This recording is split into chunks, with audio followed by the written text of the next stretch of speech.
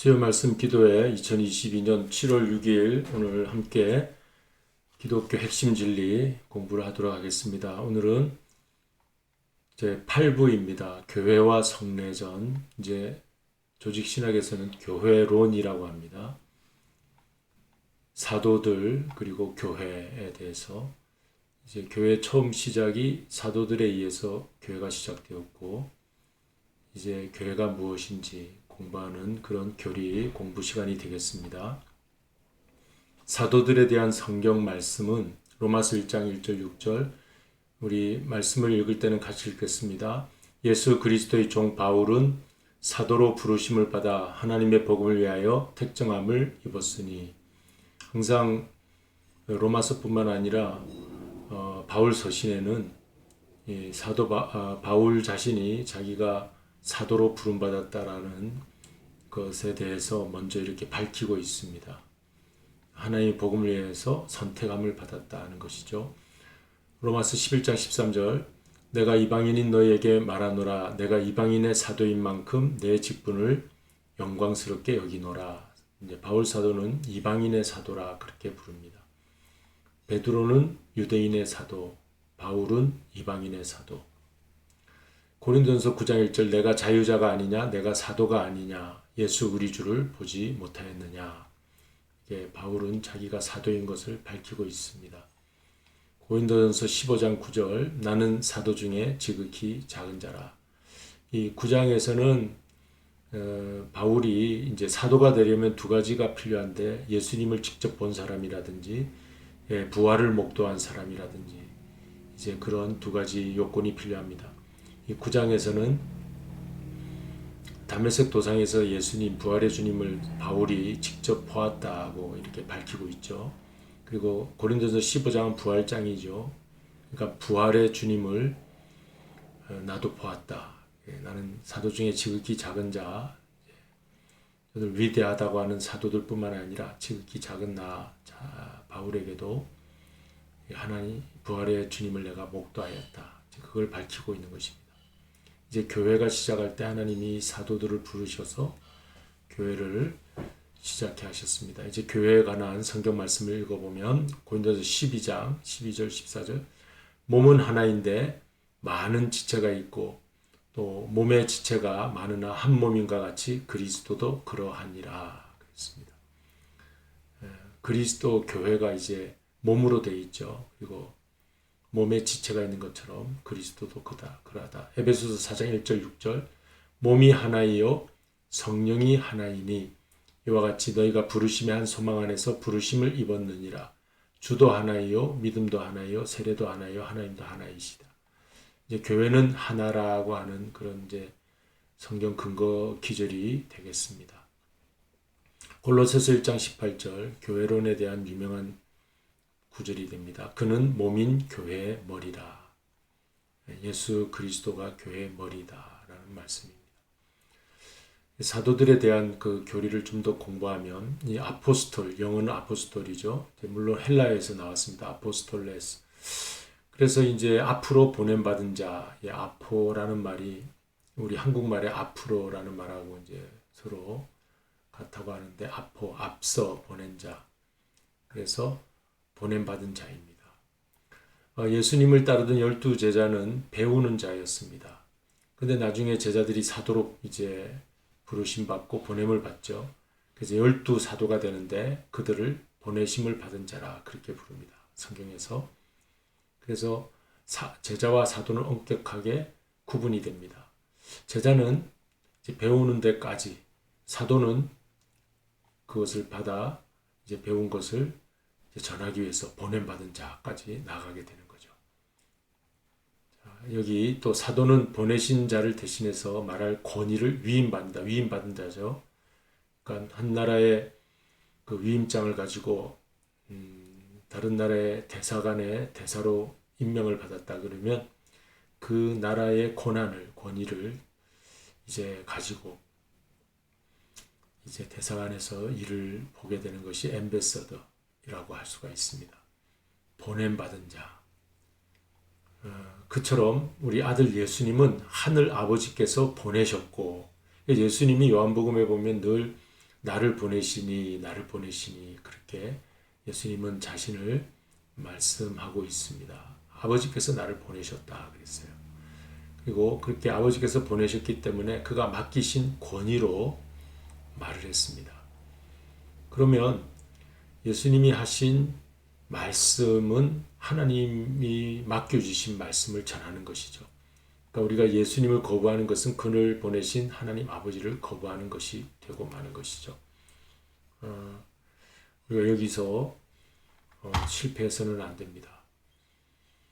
예수님 당시 사람들은 예수님을 알지 못해서 예수님을 영접하지 못하고 거부하는 그런 잘못을 범했지만 오늘날 우리는 성경을 통해서 예수님이 어떤 분인지 다 알고 있습니다. 우리는 예수님을 거절하는 그런 실패에 빠지면 안 되겠어요. 사도들은 먼저 부름을 받죠. 위임을 받고 그 다음 선포를 하게 됩니다. 뭘 가지고요? 그리스도의 권위를 가지고. 이제 그 사도들은 그리스도와 같은 그런 어떤 권위를 가지고 말씀을 전했어요. 캐리그마라고 하는 그 선포된 말씀. 그것을 사도들의 복음이라 그렇게 우리가 부르는데, 사도들이 예수님으로부터 잘 배웠고 예수님께 보냄을 받아서 구원의 복음을 만나는 사람들에게 전했던 것입니다. 그리스도의 권위를 가지고. 그리고 이제 초대교회 사도는 어떻게 구성이 되었냐면 12제자에서 가룟 유다가 빠져서 11제자가 됩니다. 그리고 이제 가룟 유다 대신에 제비를 뽑아 세운 한 사람이 마띠아라고 하는 제자가 이제 사도가 되죠. 사도에 같이 합류하게 됩니다. 그래서 12제자가 이제 새로 세워졌고, 근데 그 초대교회 그 바울 서신에 늘 바울이 자기는 사도권을 가지고 있다. 그래서 나도 베드로나 야고보 이런 사도들과 같은 그런 나도 사도이다. 이제 사도에 대한 사도직이라고 그러죠. 사도직에 대한 자기 변증을 많이 하고 있는데 그걸 사도권, 나도 사도권을 가지고 있다. 그래 바울. 그래서 우리 이 12사도와 바울까지 합쳐서 초대교회의 사도라 그렇게 부릅니다. 바울은 예수님을 직접 보았고 이제 공생의 시절 베드로처럼 따라다니지는 못했어요. 초대교회를 핍박하기도 하고 사울이라는 이름을 가졌을 때 교회를 핍박하던 자였지만 다메섹 도상 갈 때 부활의 주님을 직접 만났어요. 그래서 이제 바울이 되죠. 이름이 바뀌어 바울이 되죠. 그래서 자기도 사도다. 그렇게 자신을 변증하고 있습니다. 여기 이제 중요한 내용이 나오는데 사도가 되는 조건이 있어요. 두 가지 조건이 있는데 이거 우리가 꼭 알아야 됩니다. 예수님의 직제자라고. 예수님의 직제자가 사도가 될 수가 있어요. 베드로, 야고보, 요한, 마태 뭐 여러 이런 자들이 사도가 될 수가 있고, 그리고 사도가 또 되는 한 조건은 부활을 목격했는가, 부활의 증인인가 하는 것입니다. 이 두 가지가 있으면 사도가 될 수가 있습니다. 그 이후에 사도 시대가 지난 다음 이제 교부 시대가 되고 또 6세기, 또 10세기, 20세기 와서 이런 기독교회가 이제 계속 세워지는 동안에 사실은 성경적인 사도의 그 직임은 바로 요 분들만 얘기하는 거예요. 근데 오늘날도 그 내가 사도다라고 하면 그건 이제 좀 잘못된 것이라고 할 수 있습니다. 뭐 사도의 역할은 할 수가 있겠죠. 선지자의 역할은 할 수가 있겠죠. 나는 오늘 이 시대의 선지자다. 나는 오늘 이 시대의 사도다. 이제 그렇게 얘기하는 사람들이 더러 있는데 그런 역할은 할 수 있지만 이러한 그 예수님의 직제자 부활의 증인과 같은 그런 자리에 있지 않았기 때문에 저들을 불러서 사도라 그렇게 말을 할 수는 없습니다. 이제 그렇게 알고 계셔야 되겠고, 그래서 어떤 이단 종파에서 뭐 사도, 뭐 선지자 이런 얘기를 자꾸 하면 그 성경적인 그 근거에서 벗어나는 말을 하고 있다. 그렇게 우리가 알면 될 것입니다. 그리고 이제 하나를 더 추가한다면 그리스도께서 직접 부르시고 위임한 자가 사도가 될 수 있죠. 예수 그리스도께서 직접 부르시고 위임한 자라면 사도가 될 수 있죠. 사도 바울은 그래서 다메섹 도상에 부활의 주님이 직접 부르셨어요. 그리고 직접 보내셨어요. 그래서 바울도 사도의 한 사람으로 들어가게 되는 것입니다. 자, 이렇게 왜 사도를 공부했느냐? 교회론 공부하는데 이제 이들이 세운 것이 교회입니다. 에클레시아. 자, 교회를 우리 살펴보도록 하죠. 에클레시아라고 하죠. 그리고 이제 영어 단어로는 뭐 에클레시아라는 말도 쓰고요. 처치라고 하는데 다 헬라어에서 나온 말인데 밖으로 불러낸 자들, 원뜻은 밖으로 불러낸 자들. 그러니까 우리 교회 성도들은 세상 밖으로부터 우리 부름받은 자들입니다. 그래서 여기 이제 내용을 읽으면 교회는 하나님께서 세상으로부터 불러내시고 죄에서 건져내어 은혜 가운데 있게 하신 하나님의 선택받은 백성들을 일컬을 때 교회라 그렇게 부르는 것입니다. 성경에서 우리는 이렇게 불러낸 사람들이 어디에 있는가? 우리 출애굽기에서 출애굽 백성들이 애굽 땅에서 불러냈죠. 애굽의 노예 상태에서 불러냄을 받았고 이제 사도행전에 보면 사도행전에서도 새로운 그 이제 시대가 시작되면서 이제 죄인들이 나와서 한 사람 뭐 하루에도 5천 명 이상씩 이제 그 무리에서 이제 죄악 가운데에서 건짐을 받아 하나님 백성의 한 그 공동체로 들어오게 되죠. 예. 그래서 우리 성경의 이 출애굽기와 사도행전을 잘 우리가 유익 있게 보셔야 할 필요가 있는데 창세기 다음에 출애굽기, 복음서 다음에 사도행전이죠. 그러니까 창세기는 아담을 지으신 이후 창조의 세계가 펼쳐지면서 하나님께서 하나님 백성 삼기 위해 출애굽기를 기록해 주셨어요. 하나님의 백성 만드는 거죠. 출애굽기. 그다음에 이제 복음서에서 새 아담 예수 그리스도가 오셔서 이제 여기는 창세기의 아담이었고 복음서에 예수 그리스도가 새 아담입니다. 새 아담 예수 그리스도로부터 하나님의 나라 백성을 새롭게 만드는 일을 하는 것이 사도행전입니다. 그래서 이 출애굽기 사도행전은 이렇게 맥으로 이어져 있는 거예요. 우리가 이런 성경을 쭉 보면서 이 놀라운 성경의 통일성을 우리가 여기서 살펴볼 수 있는 것이죠. 그리고 이제 교회는 그리스도의 다른 교회에 대한 다른 명칭은 그리스도의 몸이라 부르기도 하고요. 하나님의 가족이다. 그리고 그리스도의 신부다. 또 선택받은 백성이다. 이런 여러 다른 용어로 부르게 됩니다. 자, 교회는 하나입니다. 그래서 한 분 하나님, 한 주님, 한 믿음, 한 세례. 아까 우리가 읽은 고린도전서 여기 에베소서 4장 1절에서 6절 이 말씀을 근거로 해서 한 분 하나님, 한 주님, 한 믿음, 한 세례 안에서 교회는 하나입니다. 온 세계에 흩어져 있는 25만 우리 크리스찬들이 있지만 사실은 한 분 하나님을 섬기는 기독교 공동체죠. 크리스티애니티라고 하죠. 크리스티애니티 기독교 공동체. 한 분이에요. 그런데 이제 교파는 여러 많은 교파들이 흩어져 있지만 이제 그러나 한 분만을 우리가 믿고 있다 하는 것이죠. 그다음에 이제 이제 거룩하신 하나님이 거룩한 성령으로 함께 거하시는 것입니다. 보편적입니다. 모든 나라, 모든 민족을 구성원으로 포함하고 있기 때문에 보편적이에요. 또 사도적입니다. 교회의 기초는 사도의 가르침, 그 사도적 가르침으로 치리하는 것이기 때문에 교회는 하나이고 거룩하고 보편적이고 사도적이다. 그렇게 우리가 보면 되겠어요. 그리스도의 몸은 머리로 그리고 지체로 구성되어 있습니다. 그러니까 그리스도가 머리고 우리 성도들은 지체가 되는 것입니다. 그러므로 우리가 이 지체는 떨어져 있으면 안 돼요. 그래서 교회 예배에 함께 참여할 의무와 특권을 가지고 있어요.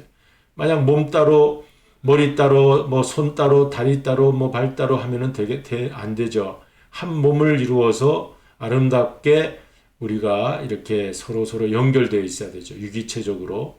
그러니까 함께 참여할 의무와 특권을 가지고 한 공동체를 이루어야 된다.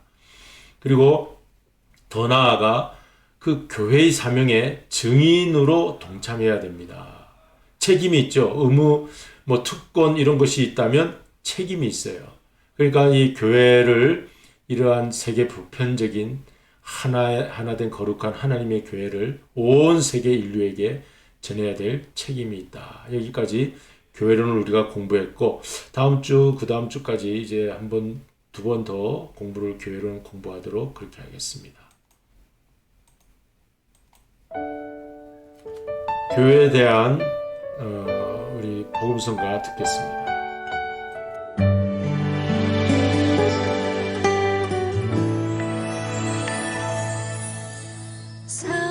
사람이 넘치기보다 사랑이 넘치는 교회, 섬김을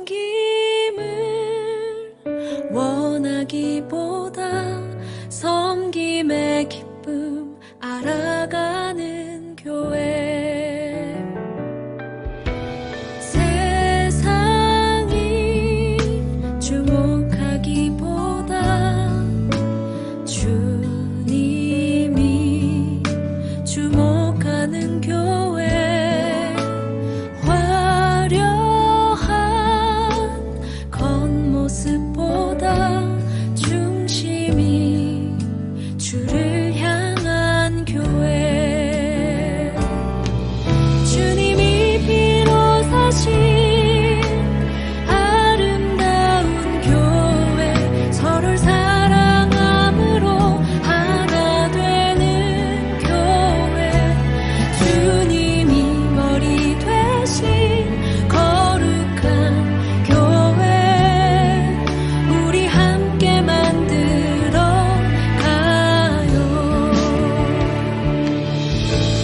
내 작은 생각보다도 하나 됨을 소중함 아는 교회, 세상에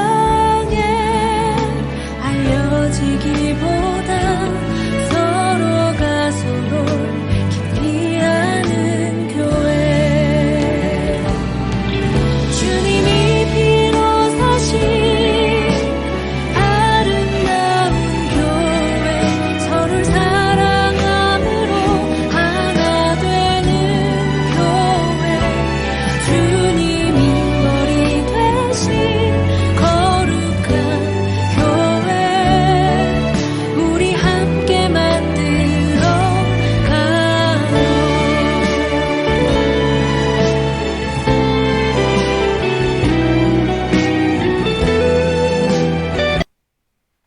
이제 우리 주기도문으로 마치도록 하겠습니다. 하늘에 계신 우리 아버지여, 이름이 거룩히 여김을 받으시오며 나라의 마옵시며 뜻이 하늘에서 이룬 것 같이 땅에서도 이루어지이다.